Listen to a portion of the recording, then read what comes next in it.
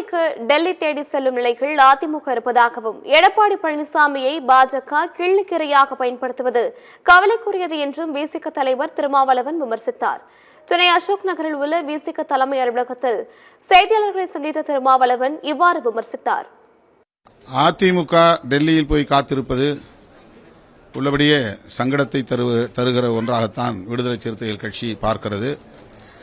ஒரு காலத்தில் அவர்கள் பயஸ் தோட்டத்திற்கு வந்து காத்து கிடந்தார்கள்.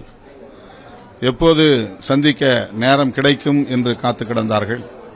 ஆனால் இன்றைக்கு அதிமுக தலைமையை அவர்கள் மிக இலகுவாக கையாளுகிறார்கள் என்பது கவலை அளிக்கிறது. அதிமுகவின் தனித்தன்மையை காப்பாற்றுவதற்கு அதனுடைய பொதுச் செயலாளர் முன்னாள் முதலமைச்சர் எடப்பாடி பழனிசாமி அவர்கள் நிச்சயம் உரிய முயற்சிகளை எடுப்பார் என்று நான் நம்புகிறேன்.